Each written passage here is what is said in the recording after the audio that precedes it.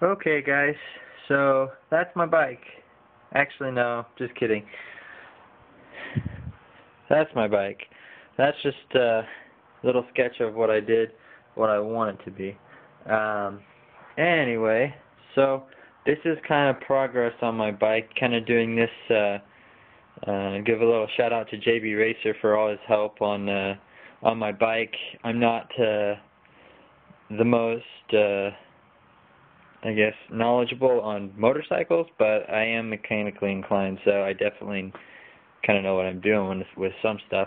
So anyway, start us out. This is my bike's progress. It's a 71 CB350. Not much on this side. It's the exact same, pretty much. But this is kind of the setup I got. What I had before, this is my, well here, hopefully I'll insert a picture right now. That's basically what my bike looked like, and sorry, got a text. Anyway, that's what my bike looked like. This is what my bike looks like now. Obviously you can see the shocks are missing. All of my old parts are over here. So that's actually the seat that was on it, which you can see from the picture I painted. I also a couple pictures now of when I painted it.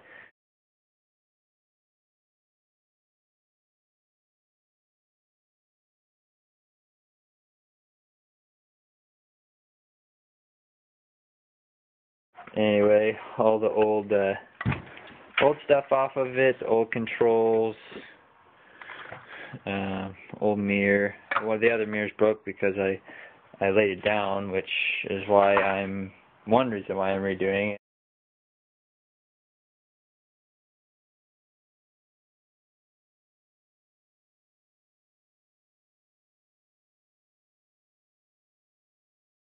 Another big reason is that it's just really old and I need to update a lot of stuff. I asked him a bunch of questions about preventative maintenance, which he awesomely helped with me. This is again some of my older stuff. My battery box, meld rectifier. I think that's pretty sure. I might be able to answer the question. Is that a 12-volt solenoid? Not positive. There's the 12-volt actually. I think that's a solenoid. I'm not quite sure what that is. If you could let me know, if anybody knows, that'd be great. Because again, not really inclined on bikes, but again, old wiring harness, and that's what I'm all redoing basically. Old fender, that's not going to be on there. Inspiration, freaking sweet Triumph. This is a really cool magazine if you don't have it, but anyway, here's some of my new stuff that I went and got yesterday. Kind of stopped by Harbor Freight and got a bunch of stuff, but I've ordered stuff online too. These are my old coils. I think though I should just probably replace the condenser because they work fine. Like my bike runs. I ran it all last summer, so I mean it runs fine. I just am going to be upgrading to some pods. I need to rejet it and stuff. But question I have too is quickly connecting. I got new spark plug wires here, and they have all the connections with them to be able to connect. I believe what I need to do is actually just cut off here, use wire strippers to strip out some wire. But if anyone knows exactly how to do that, I mean, I was basically gonna cut them probably out here, back strip them a little bit, put some tubing, heat shrink tubing. That way it covers it all up after I get all of these little clips and such on. Anyway, some other new stuff I got, preventative maintenance that CB350 Racer helped me with. Obviously, I ordered some cables. This is, I think, yeah, Honda front. That's the front brake cable. This, because I really think it's cool. It's a little mini tack, and then the cable didn't come with it, but it's just the tack cable. Got some blinkers, which actually here I'll show you. It looks pretty cool. I also got some aluminum headlight brackets. So they basically look like, here you go, maybe I can do this, use a little gator clip, but, whoop, there we go, that's what they look like. They're pretty sweet. I got them on the front here, as well as the rear. So what I did so far, I basically cut the bar off. I'll weld the cross member on there because I'm basically gonna put the battery all in here. Let me set this down. The battery all in here. What I plan on doing is actually running a piece of sheet metal up here, you can see, to cover this up, acting like a fender, a rear fender basically. That way I can put my battery and such right here, because when you look at it from the side here, I mean, there's quite a bit of space in there that's covered up by this. I need to check my travel first, make sure I'm not going to have issues rubbing the bottom fender. I don't believe I will, because that's where the fender was kind of previously, but I might have to actually hammer it so it's curved this way, so it's not just a flat bar. But anyway, you can see from a couple of sketches, hopefully I can insert those here.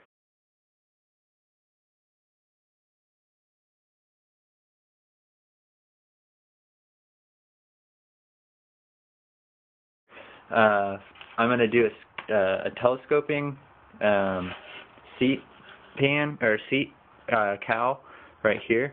So basically this will all stay put. This will actually be padded all the way here. I don't know how thick yet, but depends on how comfortable I want it. But this,